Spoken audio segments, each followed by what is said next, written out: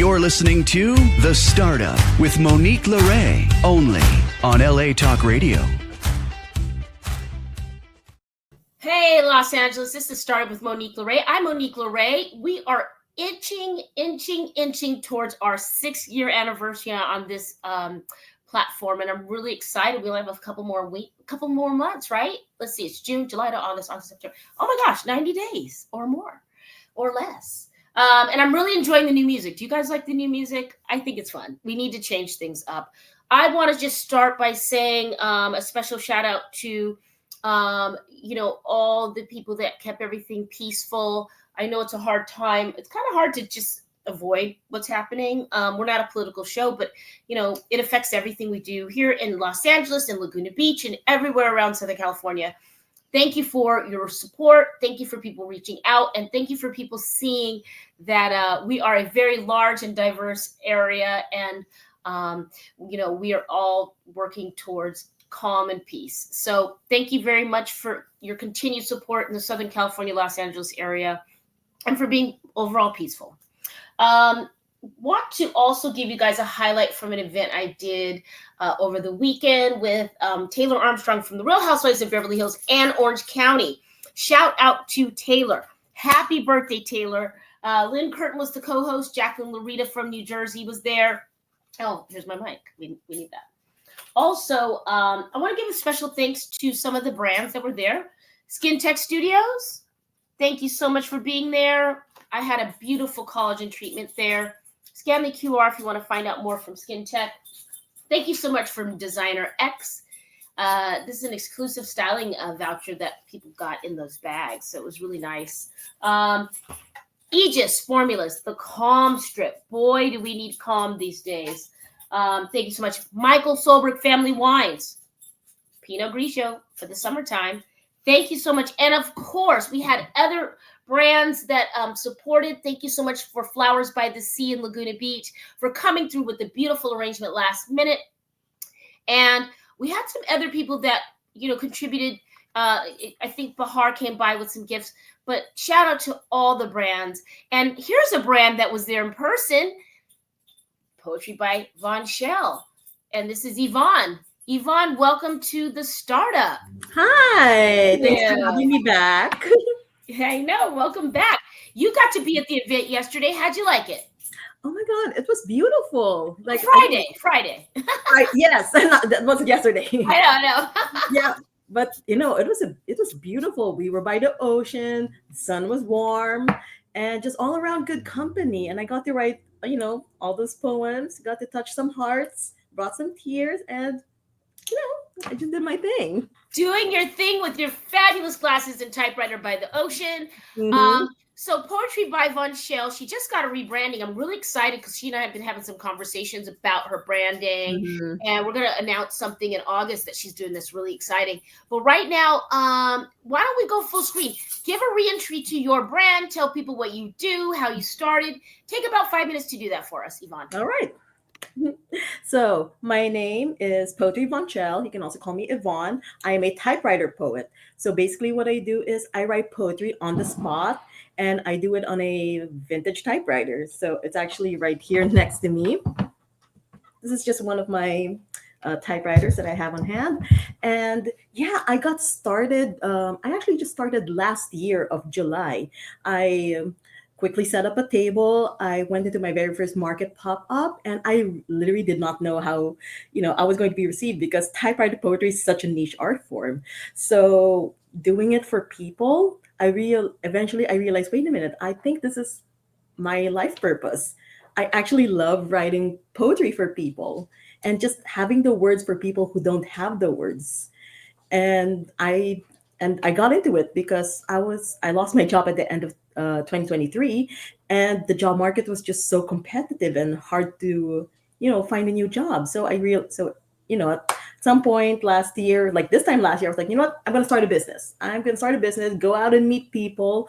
And this is what it turned out to. I'm doing this full time, and I love to do this for like big events, small events, just for friends, family, small parties. And I just love the feeling of touching people's hearts with my words, with something as beautiful and an art that's old as time, like poetry. So, yes, that is me. Well, great. And you know what? I love that you went all in on yourself. And in this time, Mhm. I think having some, newfound love for older art forms is really exciting. And I Mhm. think it's refreshing. And, what comes to my mind is I could totally see you doing this at Knott's Berry Farm. If anybody knows me personally, I love Knott's Berry Farm. It's my thing. Okay. Get over it. Mhm. But, they have the little cartoon characters that they blow your face up and make it look. I just thought maybe that would be so cool to have you there. But I think that you are booked up for weddings. I mean, it is wedding season now, especially Mhm. beach, and all over. Tell us about how that's been going for you, and what's your like. Where are you headed with this talent? Where are you going? Yeah. So I finally got my very first wedding. It was a couple of Yay! weeks after we first met, actually. Yay! Yep. So someone else found me at the same event where we first met, Mhm. and it was for this wonderful nonprofit. It's called Wish Upon a Wedding. So they hold weddings for couples who don't have much time left together because one of them is experiencing like a life altering condition or a terminal illness. So instead of like having to stress over like, wedding details, these vendors come together and donate their time and services to hold a wedding for couples like them. So that was my very first wedding. I got to provide some wedding favors, and all of the guests love what I do. They got to take home a piece of poetry that's like customized to them at the moment, and I feel like they're going to remember that wedding, that event, like for the rest of their time because of how a poem made them feel, how I Wow. made them feel, and I then love it. yeah, I love that. Wish upon a wedding. Shout out to you. I think that's really hmm good work. wish I think upon a that's magic. wedding. Yeah, and you can frame it and you put a nice little stamp and you sign and Mhm. date it. So from the event on Friday, what was the feedback that you got? I mean, you said you got some tears. Do you feel like you were spot on without naming names of who got Yes. what? No, But yeah, yeah. I mean, I also did kind of cry myself because of, the energy, the emotional exchange that happened after I read the poem to them. And just, they're telling me like all these, something as simple as one word, like gratitude or thankful.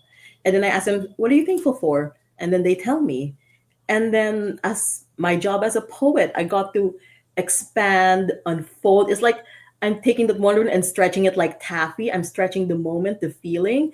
and I'm just weaving it into a beautiful poem for them. And then part of I guess my favorite part about doing this is reading it back to them because it's like I'm turning that emotional exchange back to them. So usually, of course, there would be tears. There'd be that heartwarming moment of like, oh my God, that's exactly what I Yeah, feel. yeah. That's how I felt when you did my poem. Yes. Yeah, And hopefully my goal is to take this to bigger heights because I think this is a really interesting and refreshing art form, especially in this day and age where AI and digital media is so part of our normal life now. So this is something that really like cuts through all of that and says, hey, here's an actual human being with just natural, authentic grounding energy and who can create a poem like on the spot just like that. yeah. I love it. I love it. And I think you're right. You do cut to it and get to the white meat, as they say, and you get right Mhm. to it. So, all right. So, tell me your more challenging time. Like, what's a poem that was really challenging, where you're like, oh my gosh, if I read Hmm. this back to them, I don't know what they're gonna think. Or maybe you felt not sure. Have you ever felt like not sure about a poem? Yes, yes, definitely. Especially when I do my message from the universe. So my Mm, message from the universe poems is where I do a cold intuitive reading mm, on the person, and I write and I write the message that the universe wants to tell the other person in poetry form. So obviously this takes certain like intuition and just the challenge and practice of not overthinking what comes to my head. So of course there will be times like, is this really it? Is this what I'm really feeling? I'm not sure. All right, let's go with it. you know? yes.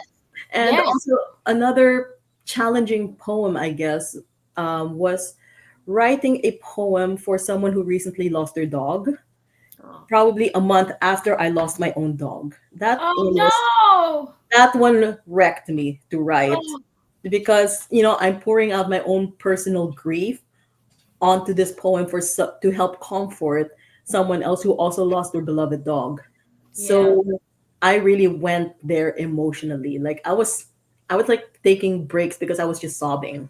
Yeah, I know what it's like. Dogs are everything. It took me 10 Hmm. years to get Winston phone. It took me 10 years to get another dog. Oh, Oh, yeah. So, speaking of dogs, here's mhm. Apple. Shout out to Apple. There's Oh, the Frenchie girl. And then, yeah. and then Winston Capone is over there. But yeah, so So it's a actually, yeah. so one of the things I also do is, once in a while I will collaborate with my friend. She's a pet portrait artist. Her name is Sarah. Her business name is Paint My Buddy. So what we do is she draws the dog on top of the paper. I write the poem about them at the bottom. So you get this beautiful piece of art that I don't think anyone else is doing, like a poem portrait. Nate, my buddy. We need to talk offline. We need to get her on because that Hmm. we need to put her into the mainstream of what we're doing because Yeah. that is really, really smart. And Yes. I think we could So do she's just yeah. smart. Yeah. So normally her business is she draws pet portraits and she puts them in cute little bottles like this. And Oh, it's just like a little token that you can take with you or put on a display. So she did one for my dog. So actually we met because it felt like our dogs from the Rainbow Bridge brought us brought together. you And together. we needed it. Paint my puppy. Pay my I buddy. I love it. Okay, so let's talk about where people can find you because you're getting booked up, lady. You're Hmm. getting really booked and busy. So what do you have coming up? Where can people find you? You got any? You did a market yesterday. You said right? Yes, and I got another one coming up this weekend. On three markets this Saturday and Sunday. Wow. Yep. What was okay? So what? How did the market go yesterday? Oh, that's pretty good. It was like one of those like witchy magic markets. Yes. And I just love meeting other vendors, making friends everywhere I go. I got to trade a poem for a cute little scented candle. So that's Nice, what I do nice. with other vendors. Little barter system never hurts. Yes. And of course, just writing poems for people and words of wisdom that those who need to hear it. You Great. know, and I I think think I'm just naturally wise. So, and I love weaving that into poetry form. next year, Von Shell, you need to Mhm. do graduation ceremonies. Oh, I never thought about that. Future tense going into your next part of your career, Uh huh. graduation, grads and dad season, which is Mm-hmm. I think that would be great because you're in wedding season, as we know. Yes. Um, so let's find out how people can book with you. How are you Mm-hmm. accepting clients? Are you doing an online submission? I know that you're going to get really busy when we Mm-hmm. get into later this year. So what do you got going? How can people find you? Okay, so you can find me on Instagram. My handle is Poetry Von Chelle, like my name right there. And I also have a website, poetryvonchelle.com. And I also have TikTok, Poetry Von Chelle on TikTok. Pretty much that. And yeah, if you'd like me to create a custom poem for you, check out my poetry menu. It's posted up in my Instagram profile. And yes, I also do weddings, small private parties, and I think this is just a wonderful experience that people that you can gift to your guests so that they will remember that moment forever. And I think it also provides a great talking point among guests, like, "Oh, what poem did you get?" Like, "Oh yeah, this is what you wrote for me," and that encourages others, like, "Oh, I want to get one too." So There you yeah. go. And recently, she did some poems for some Real Housewives. I did. I did. That was such a Cool. wonderful experience. Like, just to like connect with them on a human level, just to like hear their story, like what are they personally going through at the moment, Yeah. and just being level with them on that humanity, you know, in that level of humanity. Like, yes, this is you, this is who you are today, and this is the poem I'm writing for you at this moment. I love it. Well, poetry by Von Shell. Mhm. This is Yvonne. She's amazing. Show us that typewriter one more time. Let's see it. Look at that, guys. Look at those glasses. I love the glasses. It's such a good It's touch. part of the whole vibe. It is. Come back. We'll have you back. We're gonna have you back, I think, late August or early September, and we'll have an announcement that Miss Yvonne will be doing something really cool with us later this year. Yes. Can't Stay wait for awesome, that. Yvonne. We'll see you soon, okay? Thank you so much, Monique. I hope to see you again soon. Good to see you. All right. All right. Poetry with Yvonne, and it's poetry by Yvonne Chelle. You guys get that unique touch, that talent. She's the one. Get into it. All right. Next we have Chris. He's going to be joining us, Chris Hunsicker. And I want to say your name properly, Chris. Please tell me, how are you? I'm great, and you nailed it. It's Hunsicker, just like being sick. Outstanding. Oh, thank you. Finally, we made this happen. Thank you so much for being here. My pleasure. I'm excited about it. Yes. Okay, great. So we're going to go full screen. And Chris, you're going to give everybody an intro of who you are, what you got going on. So take this opportunity to just go for it. You bet. Well, thank you very much. So I am an executive coach who works, I would say, primarily in the automotive retail space. So when people say, oh, you work with car dealerships, like, isn't that really hard? And my answer is yes and no. I teach executive coaching at different places around the United States. I also do a class in Paris every year, which is my wife's favorite. Like whenever I have a job in Cleveland, she never comes. But every year when I go to Paris, magically, she always wants to come with me. And again, it's like an MBA in executive coaching. And I'm the last guest lecturer before they graduate. So we spend the morning doing a case study on a global coaching program that I ran for Ford Motor Company. And in the afternoon, we talk about, okay, now that you've gone all the theory, what is it really like to be an executive coach? And how do you kind of do that in the real world? And I've spent about 30 years doing this. I was a coach before people became coaches. I've been doing it. And then all of a sudden they invented coaching and people are like, hey, isn't that what you do? I'm like, yeah, and I guess the rest of the world caught up with it. And it's probably one of my favorite things. I began as a marriage and family therapist working with adolescent drug addicts, which is great training for working with CEOs because it's kind of the same clientele, just don't tell the CEOs. And after 5 years of doing that, my hospital was bought. They closed my program, and I literally had a client say, is there any way you could do for my business what you did for my family? Because my business is like more screwed up than my family. I'm like, I don't know. I'm a therapist. I don't really do that. And like, we'll pay you. I'm like, I'm in. And that was the day that I realized I was way better at helping good people become better than sick people become healthy. And it started a lifelong journey of looking at how can I apply the principles of human dynamics, therapy, communication, connection to the business environment. And a lot of times people will ask me, so Chris, like, what do you do? Like, what does an executive coach do? And I would say, well, have you ever worked for someone that was a real idiot? You had a good team, a good company, but you just worked for an idiot? And they're like, yeah. I said, I help managers not be assholes. That's basically what I do. And they always laugh when I say that, but that's so much time, money, and energy is wasted, like trying to train people how to be nice when they don't need smile practice. They need to work for someone that's not an idiot, that lets them feel seen, heard, and understood, and challenges them to be better. And that's kind of where I come in, is how do I kind of do this philosophy. And the book that I wrote, Unstoppable Culture, chapter 1, paragraph 1 begins with this idea that in order for things to get better, you need to get better. But so many people are like waiting. If I only had a better team, then I could be a better manager. If I had a better company, then I could be, a better leader. If I had a better spouse, then I could be a better, marriage partner. And if my kids just weren't so stupid, then I could really be a good dad. And on Father's Day, like, this is a particularly good topic to bring up, because it's not that you need a better team and you don't need a better spouse and you don't need, what you need to do is to become better. And that's kind of the foundation of all of my work, is how do I help people become a better version of themselves so that their life gets better instead of waiting everybody else around them to change. Wow. And by the way, happy Father's Day. Thank you. Father's Day to everyone that applies to. I'm blown away because you really are hitting it. You're hitting the nail on the head, because it really does come from the top, and the tone and the tenor and what you're expecting to receive from your team is really what you're providing them with. What you put up with, what you don't put up with, what you're asking for, what the expectations are, what the boundaries are, and the energy. I mean, it is energy, right? So yes. I like that you're doing the automotive space, but you started with troubled youth and addiction, and then moved over to all these other facets in the executive coaching sector.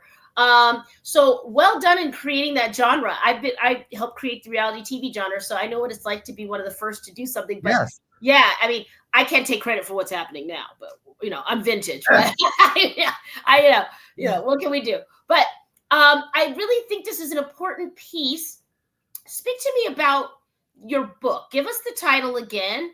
And if you have a visual, we'd love for you to hold it up. If you don't, we could definitely tag it on socials when you send me my copy. Yes, I will. As a matter of fact, I plan on doing that, and you'll get a signed copy, not just a copy. Yay. And I'm on the road in San Francisco working with clients this week, so I apologize. I don't have a visual to pull up. I should have thought of that in advance. That's okay. That's okay. The book is called Unstoppable Culture.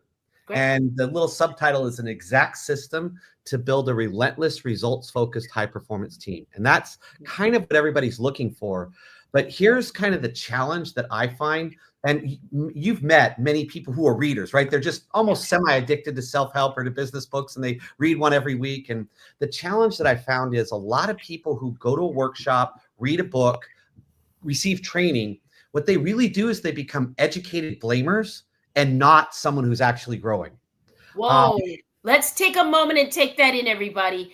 Educated blamers. Yes. Wow. Okay. Let's really take that in. Give us an example of someone in the public world that we could identify with that would be an educated blamer, or someone in your experience. Yeah, well, let me start with something even closer to home. How about me? So I'm a marriage and family therapist, and I'm married to my wife. It will be 40 years in November. We have Congratulations. Yeah, it's great. And whenever I would get upset with my wife for, quote, triggering me or making me upset or not being the way I wanted her to be, I had this extensive vocabulary. I had books, I had articles to prove why she was an idiot and I was right and she should be different and I shouldn't, which is, do you understand? Like, all I'm doing is using my training, my education, my knowledge to blame more effectively, but not to change myself, not to develop compassion, flexibility, forgiveness, love, appreciation. No, and that's my challenge, is that so many people who are seeking knowledge aren't seeking it with the intent to change themselves. They're seeking it with the intent to change or blame somebody else. Wow. A little shape shifting there. That's good. That's really, really good that you're saying it that way. Right. Like, here I am with all my knowledge and you better get on board with I have to be living. You got to be the change you want to see in the fill in the blank. Yes. I'll give you, this was a turning point for me when I started this. So Sherry and I are married. I'm just finishing graduate school. We have 3 kids that are all under 5. Life is chaotic, intense. And we got in a huge fight. And I don't even remember any more of the fight. I do think I was right, but I don't remember the fight. And Sherry goes That's down. the only thing you remember in the fight, Chris. Okay, yes, I got your number. I'm a guy, and that's what men do. And I go upstairs to my bedroom. Sherry goes downstairs to the basement. And in my bedroom, I have a bookshelf. And one bookshelf is all of the books for my graduate school, right? On therapy and family therapy and all those. And I look at the book and I think, if my wife were less crazy, I could be a good husband. And then the next book was all my books on spirituality and philosophy and religion from my time when I spent as a missionary. And then I thought, yeah, I could be a really spiritual person if my wife wasn't so hard. And then I had one of those moments where I'm like, maybe I should pray about this, maybe meditate a little bit. Yeah. And I'm not a big talk to God kind of person. Like, he doesn't like speak to me up, but every now and then the universe can whisper something to you if you're listening. And I was complaining about how hard my wife is. And the thought entered my head, if you're hurting this bad, can you imagine how much she must be hurting? And I'm like, nope, pretty much consumed with my own pain. And then the thought, but right, doesn't that happen to us? Well, and it reminds me of this saying, whatever the person does to you speaks to their journey, and how you respond is yours. 100%. I might have butchered the saying, but I think it's spot on. Yeah, and if you're responding less than your vibration and how you are usually conducting yourself, you feel that little ting like, I could have handled that different. I could have handled that. 100%. Yes. Yeah, this And is then, really great. And you know what? This is really healthy too, because it isn't just business. It's not just automotive. It can be applied to everything, people. And when, I had this conversation a lot over the last 6 years, and it really is about even just saying, I am worthy of asking for my rate. I've earned this. I've done the work, and here's what we've done to get there. And so I think getting that dialogue, that furry ball, hairball out of your head, and getting out of your own way, this kind of psychology really will help you in business. When you understand, exactly what you're bringing to the table. So the psychology element and the self-help and the higher vibrations affect you when you're asking people to pay you, right? I mean, it comes from the same place. Yeah. And when you want to lead people. So again, if you're going to move out of command and control into persuasion and influence, it's a different skill set. Like, think about sales managers, general managers that I work with. Their whole life, they learned how to sell, overcome objections, and really connect with people. And then they become managers and immediately switch to power and control. I was with a guy a couple of weeks ago, and I said, listen, if you sold cars the way that you manage people, you'd starve. Oh. I said, as soon as you He's like, that's why you're here. Yeah, exactly. Like, you get the slightest bit frustrated at someone and you go off on them, but you wouldn't ever do that in selling. And that's kind of that gap. Like, going back to that time with my wife, the next second thought that came to my head was, you have an infinite capacity to learn how to be more patient. She doesn't ever need to change. Only you do. Wow. And she'll respond to that if it's supposed to line up. Yes. Great. And you're in a leadership position in your marriage too, I would gather. So that's important. And that translates. Okay, this is really good stuff, folks. So let's go full screen, Chris. And I want you to speak to the entrepreneur that's out there that is a great salesperson and does not know how to persuade and manage and lead and get the things they want, and they're ruling by the iron fist. Can you speak to them and give us a little intro of, like, don't give us your secret sauce, but give us intro on how you'd help guide them? You bet. Let me give you one tool that I think is as helpful as anything that I could share with you. If you are a great entrepreneur and you can sell, you can close, and you're starting to build a team, and you need to accept this, you will almost never hire someone as passionate, talented, and gifted as you are. Almost everyone that works for you will be much less of those than you are. That's the nature of entrepreneur versus employee. But every 10 years, you get to manage someone with your same level of passion, and then they'll last a year and they'll get promoted and move on. So when you're dealing with people that have less passion, energy, commitment, desire, discipline than you do, use this: balance, warmth, and standards. So most people, when they get under pressure, they have a dominant way of leading. Some people lead by standards. Some people lead by warmth and connection. In the same way that if you're playing basketball, you could be right-hand dominant or left-hand dominant. But if you want to play at an elite level, you got to be able to use both. And so some people, when they get really struggling, they get really intense, they immediately go to standards. They withdraw connection, they withdraw support, and it's going to pound you. I'm going to give you feedback. I'm going to nail you. I'm going to raise the standards, going to make you do it. I'm going to demand more of you. And then they also tend to carry that into their home life, and it creates just as many problems there.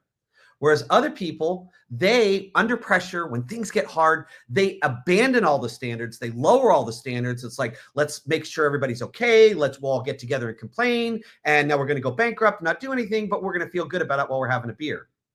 And what I would share is, and this is the most important distinction, that when the necessity of your business requires you to raise your standard, you must at the same time raise your warmth and connection.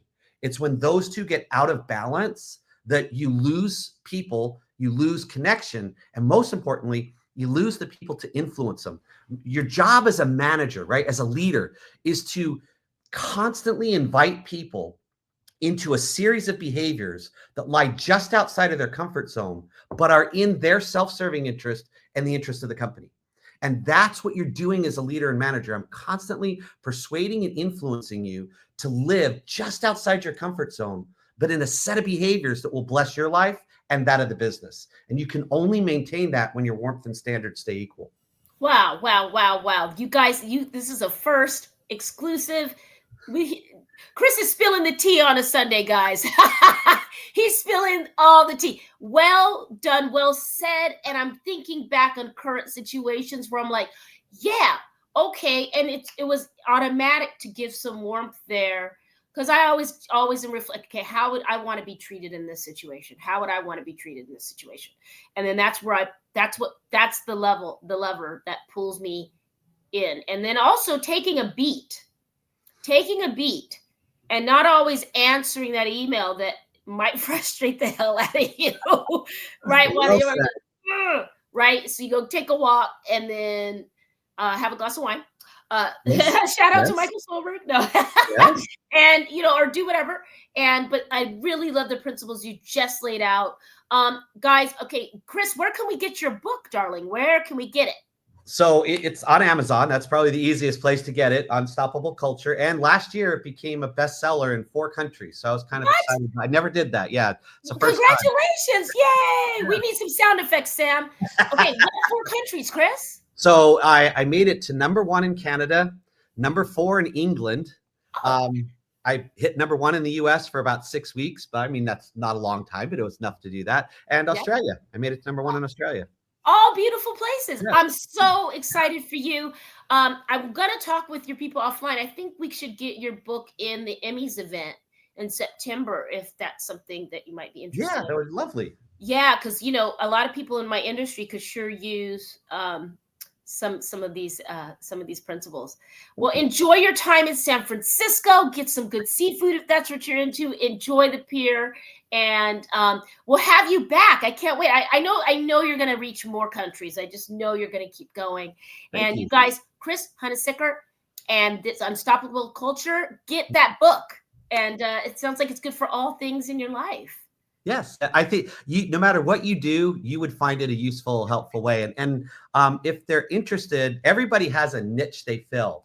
And I started about 90 days ago to help some people out that I can't reach. A little 5-minute daily podcast. So I don't interview people like this is a real podcast. This would be like an information when I do a 5-minute little thing every day, Monday through Friday, on one little tip, tool, thought, idea to kind of stay grounded and stay on track. And I call it the Dealership War Room. And if anyone wants to go to Chris Hunsicker, like at Chris Hunsicker 31 is where it's housed on YouTube. And it's free. I know it's just my way of giving back. But if you're interested in that kind of stuff, it's super helpful. We want all the tea here, Chris. We're the startup. We need to gather as many tools for our toolbox here for our startup community. Thank you, Chris, for your time and your shine on Sunday. Stay awesome, and we'll see you soon. Thank you, too. You have a great day. I appreciate the time. You too. Thank you, Chris. All right, you guys, Chris Hunsicker, and I love, love, love those tips. You guys run this back and listen to it. I think it can really help you. Don't send that email. Don't react right away. Take those tools, balance, warmth, and standards. Great, great, great. Next up, we have someone that has some amazing balance physically because he rock climbs all the time. G. Scott Jacks. Hey, how's it going? Startup. How's it going? How are you? I'm doing great, especially today. It's been a great day. It's been a great day. Can you turn up your volume a little bit so we can hear you better? Oh, no. Yes. We want to hear that beautiful voice. How's this? Okay, great. Okay, G. Scott Jacks, you guys. I went to Mexico with G. Scott Jacks. He's a friend I met in Las Vegas at a Japanese restaurant. He's been a friend, a client, and really someone I've come to regard and respect. And he freestyle rock climbs, and has serendipitous interactions in the world. I think he's been on the show before. He's smoking weed on our show, and we love it. It's Happy Sunday. 4:20. It's 4:33. Anyway, so G. Scott is actually an amazing alchemist in turning nothing into something, and things that might not be great into something great. I'll give you the full screen. Tell people about your alchemy in rock climbing and the serendipitous life. Let's go full screen. Okay. I gotta say, like, I wish I could tell people how to do it. It has everything to do with being open to talking to people and not being afraid of saying yes, let's do that. You mentioned we met in Las Vegas in a Japanese tapas bar, which the reason I ended up there sitting next to you is because I accidentally showed up a day early for my my Airbnb that I was splitting with a bunch of people from Seattle, and I was like, oh, I guess I'm just gonna have to go for a walk, and that's how I ended up at that tapas bar sitting next to you, and you know, we're both very talkative people, and we hit it off amazingly. And that's basically what it takes to be the serendipity that I've had in my life, is just being willing to talk to literally anybody. Not literally. I mean, you know, you see the guy with the machete saying, "I'll kill the next motherfucker in here." You want to stay. The serendipitous. You know, be somewhat discerning, recognize when there's danger, but there's also recognizing when there's good. Because, man, some of the things that I've come across in life, it's amazing, and I do recognize that it a lot of people are uncomfortable with that, given racism and sexism, and it makes it hard.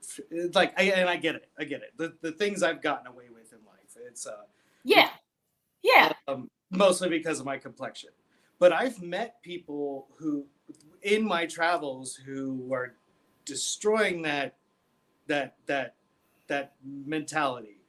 They go against those God, what do you call it? Free-spirited principles. Yes, misconceptions about how people are going to treat you when you travel.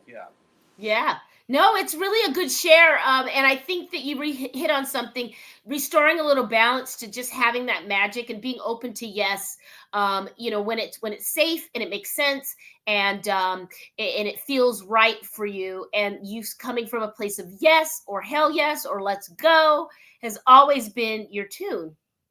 It also has to do with the rock climbing, to be completely honest, because what you're doing is it's committing to a move. Like when you're rock climbing, sometimes you'll come across something that's very challenging, and you might think, oh, I don't know what that next hold is going to be. I don't know if it's going to hold me. It's a matter of committing to the move. That's actually something you got to tell yourself in climbing. So I do the same thing in life, whereas I commit to the move. I commit, even in comedy, I commit to the bit. Like, I commit to the story. I commit to this stuff, and it's just gotten me so far. I've been to like Burning Man twice without having to pay. I've hitchhiked out of Burning Man once out on an airplane. Like, yeah. Wow. Yeah.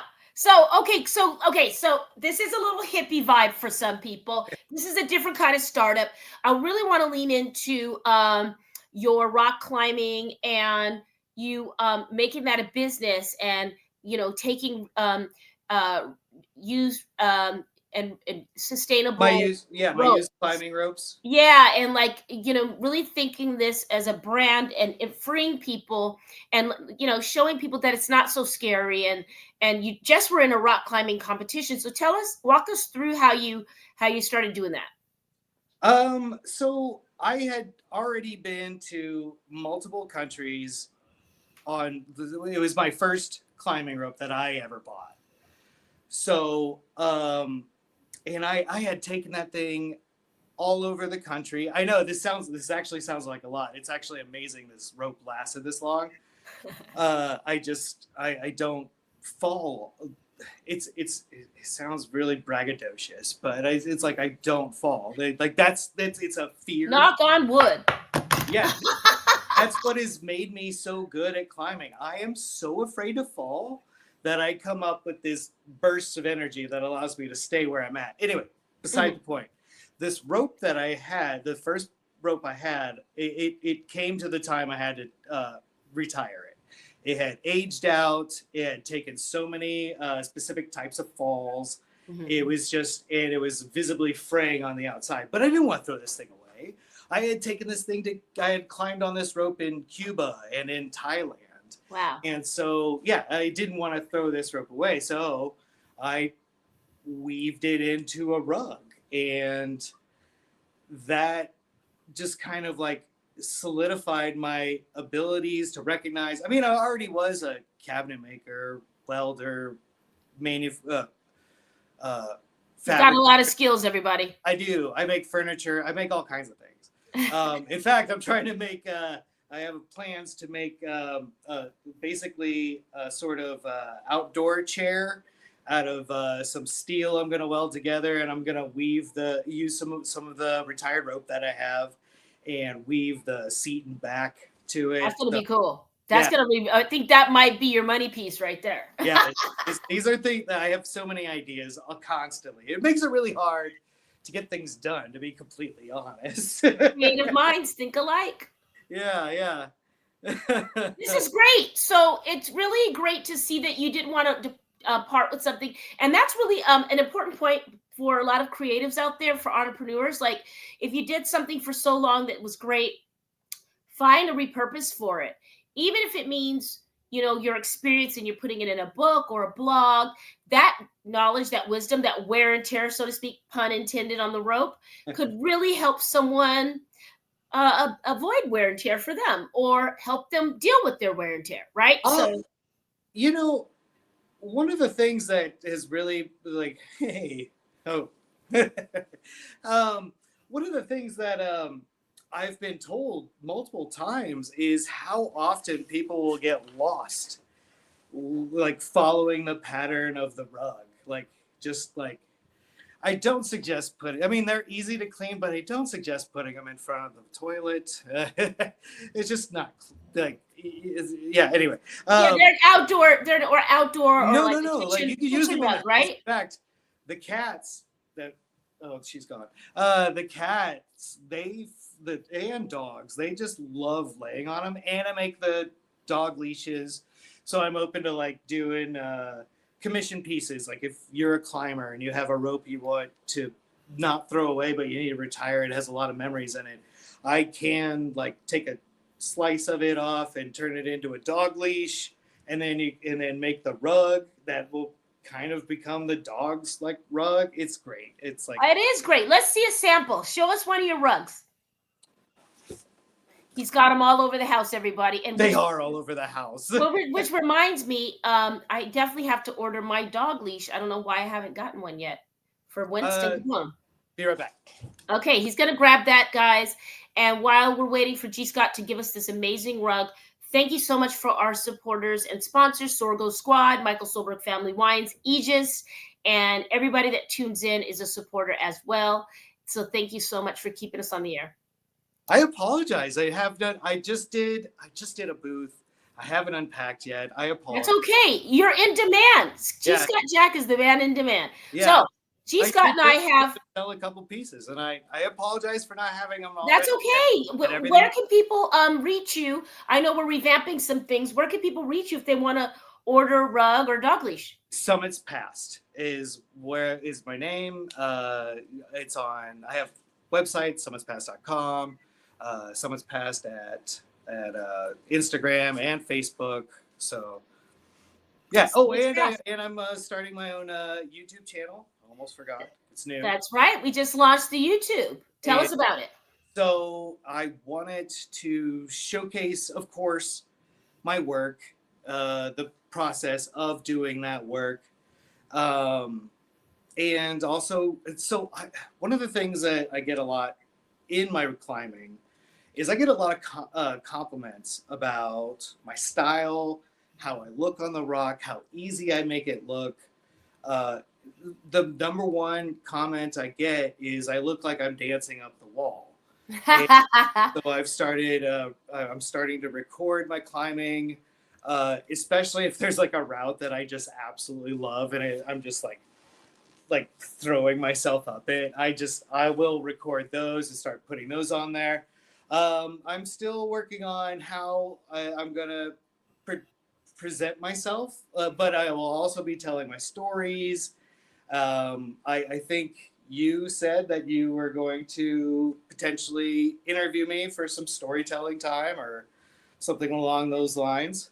So Yeah, yeah, I'm excited. Yeah, I'm working with G Scott, full transparency here, to get his YouTube channel. He just launched it, but we're growing it. And it's really a great thing for mental health. Happy Mental Health Month. Happy Father's Day, everyone.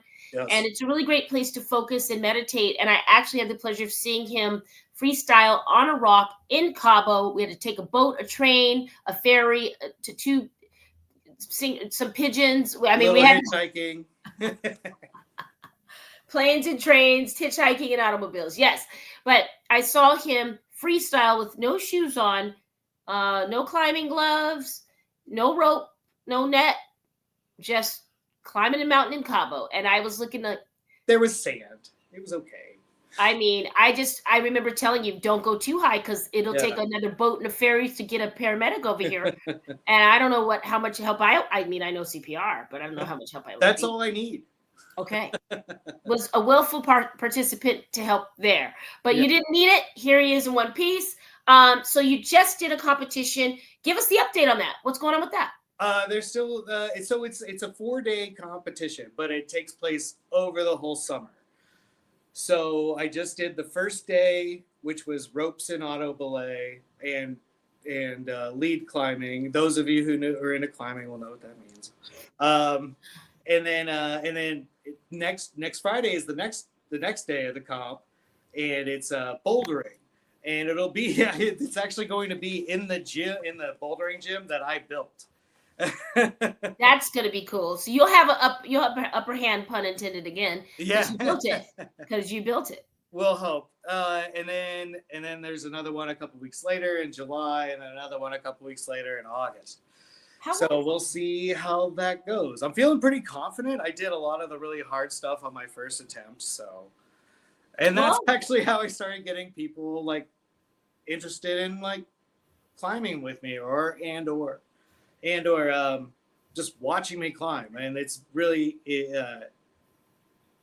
motivated me more to get this YouTube channel going. And of course, you mentioned the mental health stuff. So I've been climbing for 19 years, almost like very close to 20 years.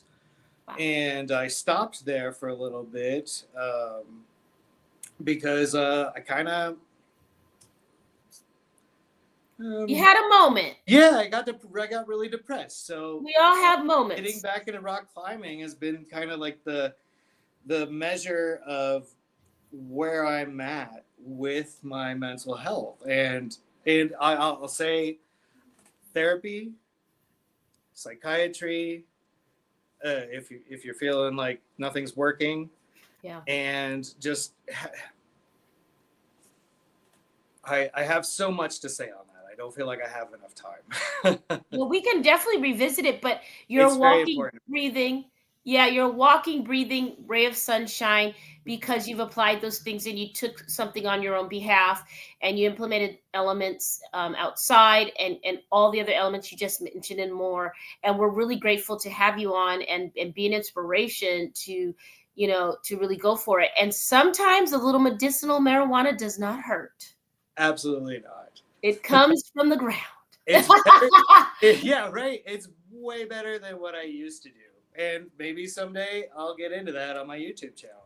That would be awesome. I think you need to give the people what they need. Yeah. I mean, like, as just like a sneak peek, like I started just like my first 2 years out of high school, like first experiences as an adult outside of your parents' house were homeless. I was wandering around Independence, Kansas City, Blue Springs, just following all the railroad tracks and really got around, which, by the way, and that was back in the 90s. Like, wow. Yeah. And so you did the serendipitous life out of need sometimes, it sounded like in the beginning. That is exactly that. Yeah, we're going to get into it on the channel. Yeah. You guys, this is G. Scott Jack, Summits Pass. Get into it. He's a very inspirational, positive, amazing person. He's got all the stories, all the tea. He can show you how to. The crap that I've been through that I would hope that I could help people through if they're going through it as well. I'm not saying I'm going to help what I say is it will be helpful, but it might. It might. And that's what we want. And you can start your business and turn whatever situation you have into something positive, just like G. Scott Jacks has. Just and like and all of our entrepreneurs. So thank you for being on the show. What will you start today? You guys, happy Father's Day, happy Mental Health Day, and everybody's Mental Health Day. Please be safe. Please be smart. Please be together. And do not give up on that dream. Do not give up on that idea. I don't care how bleak it looks. What will you start up today? We can't wait to hear. See you next week.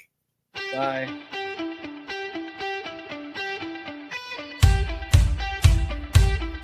You're listening to The Startup with Monique LeRae, only on LA Talk Radio.